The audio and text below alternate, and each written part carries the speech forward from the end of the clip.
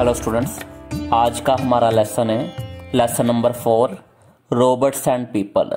ये page number 34 पर दिया गया है। इस लेसन के राइटर का नाम है इसैक एसिमोव। सबसे पहले राइटर की लाइफ डिस्क्रिप्शन हम स्टडी कर लेते हैं। स्टार्टिंग लाइन से, इसैक Asimov was a prolific writer of science fiction. In fact, he is considered a master in the genre of science fiction. Isaac Asimov, जिनका जन्म 1920 में हुआ था और 1992 में जिनकी डेथ हुई है, वो एक बहुत बड़े राइटर रह चुके हैं साइंस लिटरेचर से रिलेटेड। प्रोलिफिक वर्ड के इंग्लिश में अलग अलग मीनिंग्स हैं। प्रोलिफिक को हम लाभकारी भी कहते हैं, उपजाऊ भी कहते हैं, पर जब किसी राइटर के लिए प्रोलिफिक वर्ड लगे तो उसका मतलब है कि एक ऐसे राइटर की बात हो रही है जिसने बहुत अच्छी अच्छी किताबें अपने साहित्य में लिखी हैं। In fact he is considered a master in the genre of science fiction. Isaac Asimov को असल में साइंस लिटरेचर से रिलेटेड एक मास्टर कहा गया है। उन्होंने इतनी अच्छी साइंस से रिलेटेड बुक्स भी लिखी हैं। Most of his popular science books explain scientific concepts in a historical way. जो ज़्यादातर उन्होंने अपनी साइंस बुक्स लिखी हैं उसमें साइंस के कंसेप्ट्स को ऐतिहासिक तरीके से समझाने की कोशिश की गई है। His famous works are the Foundation series, Robot series and Empire series. Bracket में इनकी रचनाओं के साल दिए गए हैं और ये 3 रचनाएं यहाँ पर बताई गई हैं जो उन्होंने लिखी: Foundation series, Robot series and Empire series.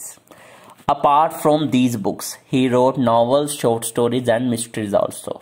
Science के रिलेटेड बुक्स के अलावा उन्होंने कुछ नॉवेल्स, कुछ छोटी कहानियां और कुछ रहस्यमय कहानियां भी लिखी। नॉवेल्स एक ही बड़ी कहानी को ज्यादा इलेबरेट किया होता है जिसमें। तो अब हम इस लेसन के मेन पार्ट की तरफ स्टडी आउट करते हैं। सबसे पहले तो one of the reasons why the United states is hesitating about going full speed ahead with industrial robots is probably the fear of unemployment. Students, line की translation करने से पहले आपको यह बताना जरूरी है कि इस लेसन में रोबोट्स और लोगों के संबंध के बारे में बताया गया है कि कैसे दुनिया में रोबोट्स की आने की वजह से बेरोजगारी बढ़ेगी, पर साथ ही साथ वो आम लोगों के लिए बड़ा मददगार भी साबित हो सकता है। पहली लाइन का मतलब यह है कि यूनाइटेड स्टेट्स ऑफ अमेरिका जो है वो बड़ा संकोच कर रहा है हरेक इंडस्ट्री में रोबोट्स को भेजने में। असल में यूनाइटेड स्टेट्स ऑफ अमेरिका को ये डर पड़ गया है कि अगर उसने हरेक कारखाने में लोगों की जगह रोबोट्स को रख दिया तो ऐसे बेरोजगारी बढ़ जाएगी। हेजिटेटिंग का मतलब है संकोच करना, प्रोबेबली का मतलब है शायद। As more and more robots are put into factories, what happens to the men and women who used to have the jobs. United States of America ये भी सोच रहा है कि अगर ज्यादा से ज्यादा रोबोट्स को कारखानों में काम पर लगाया जाए तो जो कारखानों में औरत और मर्द काम करते हैं उन लोगों का क्या होगा, उनकी जॉब्स कहां पर जाएंगी। सिंपल सी बात है स्टूडेंट्स कि अगर लोगों को निकालकर रोबोट्स को उनकी जगह पर रखा जाए तो लोग बेरोजगार हो जाएंगे। Of course we can argue the matter this way. सीधी सी बात है कि हम इस मैटर पर इस तरह से डिबेट कर सकते हैं। Until the 1970s, there were many jobs that only human beings could do. 1970 तक इस दुनिया में ऐसी बहुत सारी जॉब्स थी जो सिर्फ इंसान ही कर सकते थे। Animals were not smart enough. उस टाइम जानवर भी इतने समझदार नहीं थे जो ये सारे काम कर सकें। Machines were not complicated enough. Machines इतनी ज्यादा कॉम्प्लिकेटेड नहीं थी, यानी मशीन्स इतनी ज्यादा बड़ी नहीं हुई थी और इतना ज्यादा उनमें आईक्यू लेवल नहीं था जिसकी वजह से वो किसी भी काम को ऑपरेट कर सकें या कोई भी काम को प्रॉपरली अटेम्प्ट कर सकें। आज की जो मशीन्स है जैसे कंप्यूटर वगैरह आज के टाइम के 5th जनरेशन में चल रहे हैं, उस टाइम जो कंप्यूटर्स थे वो 1st 2nd जनरेशन में चल रहे थे। तो इट मीन्स उस टाइम के कंप्यूटर या उस टाइम की मशीन्स आज की मशीन्स का मुकाबला करने के योग्य नहीं थे। Some of these jobs that only human beings can do are dangerous. तो 1970 तक जो भी काम चल रहे थे, उन कामों में जो भी इंसान काम करते थे वो खतरनाक थे।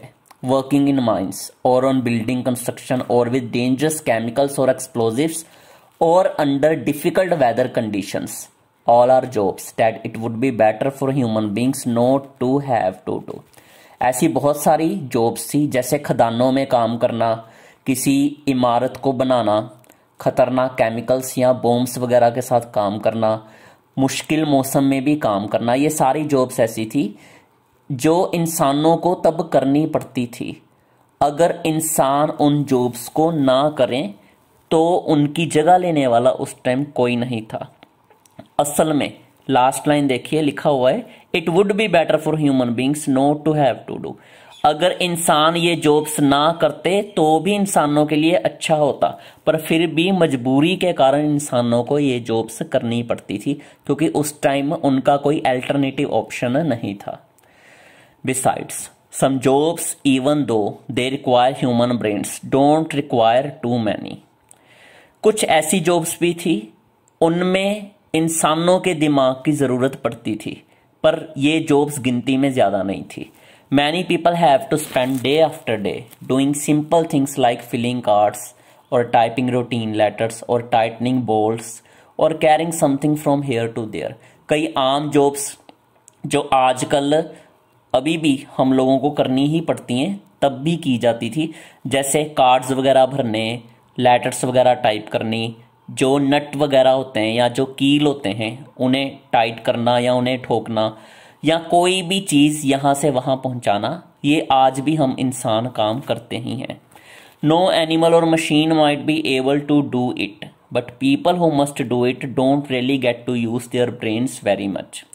कोई जानवर या मशीन से हम इस तरह के काम नहीं करवाते, जैसे लेटर्स टाइप करना या नट वगैरह कसना, पर जो लोग ये काम करते हैं उन लोगों को भी इन कामों में अपना ज़्यादा दिमाग खर्च करने की ज़रूरत नहीं पड़ती, क्योंकि ये बड़े आसान से काम हैं। If muscles are not used much they get flabby and that's true of the brain too. Writer ने यहाँ एक साइंस से रिलेटेड सिंपल चीज़ बताई हुई है कि अगर हम अपने शरीर की मांसपेशियों को ज़्यादा इस्तेमाल नहीं करते तो वो ज़्यादा फैल जाती हैं, मोटी हो जाती हैं। फ्लैबी का मतलब है फैलना या मोटा हो जाना। And that's true of the brain too. और इसी तरह हमारा दिमाग भी है। दिमाग हम इस्तेमाल ज़्यादा नहीं करेंगे तो दिमाग की मांसपेशियाँ विकसित नहीं हो पाएंगी। फैलने का मतलब है कि वो एक्सपैंड तो होंगी, पर जिस हिसाब से एक नॉर्मल ह्यूमन बीइंग का IQ लेवल होना चाहिए वो वैसे नहीं हो पाएगा। The kind of jobs many people do the same simple thing all the time can be terribly boring and depressing. अगर लोग एक जैसी जॉब्स हर बार करते जाएं तो ये बहुत ज़्यादा उनके लिए बोरिंग हो जाती है और उन्हें टेंशन बढ़ जाती है, डिप्रेशन में लोग जा सकते हैं। Eventually people who do such things find they have led dull lives that never gave them a chance to think properly and expand their minds। और इसी तरह धीरे धीरे फाइनल में क्या होता है कि लोग जो ऐसी जॉब्स रोज करते रहते हैं उनकी जिंदगी बिल्कुल बोरिंग हो जाती है, डल हो जाती है, और उन्हें सोचने समझने का कुछ चांस नहीं मिलता, ना ही अपने दिमाग को विकसित करने का उन्हें कोई चांस मिलता है। राइटर के कहने का मतलब सिंपल में ये है स्टूडेंट्स कि अगर हम रोज एक जैसा काम करेंगे तो हमारा माइंड जो है वो डिप्रेस्ड रहेगा। इसलिए हमें अलग अलग काम करने चाहिए। और हमारे काम में रोबोट्स ने किस तरह से मदद की, और रोबोट्स के आने से बेरोजगारी तो बढ़ी है, पर साथ ही साथ रोबोट्स का अल्टरनेट भी अगर हम देखने की कोशिश करें तो अब आज के टाइम में उनका अल्टरनेट कुछ मिल नहीं रहा। तो किस तरह से रोबोट्स और इंसान दोनों अपनी लाइफ में बैलेंस कर सकते हैं और दोनों एक दूसरे को कॉम्प्लीमेंट कर सकते हैं, दोनों एक दूसरे की मदद किस तरह से कर सकते हैं, ये आने वाले दिनों में हम लेसन्स में स्टडी करेंगे। अब हम स्टूडेंट्स पेज नंबर 34 रीड कर चुके हैं। अब इसके होमवर्क की हम बात करते हैं। वर्कशीट नंबर 1 है। सबसे पहले तो fill in the blanks. 4 fill ups आपको दिए हैं, उनके आगे 2 ऑप्शन दिए हैं जिसमें से आपने एक ऑप्शन को टिक करना है। सबसे पहले तो the name of the writer of this lesson is dash. इस लेसन के राइटर का नाम क्या है? दोनों ऑप्शन में से एक ऑप्शन आपने चूज करना है। Second, the writer is considered as a master of dash fiction. ये जो राइटर था ये किस साहित्य की श्रेणी से बिलोंग करता था, किसका ये मास्टर गिना जाता था? ये आपने एक ऑप्शन सही चूज करना है। तीसरा है फ्लैबी वर्ड का मीनिंग क्या है? अभी अभी आपको मैंने बताया, वीडियो अच्छी तरह से देखिए, आपको पता लग जाएगा कि फ्लैबी का मतलब क्या होता है। डैश मेक्स और लाइफ इजी नाउ। अब हमारी जिंदगी अच्छी हो गई, किसकी वजह से? दो ऑप्शन आपको दिए गए हैं।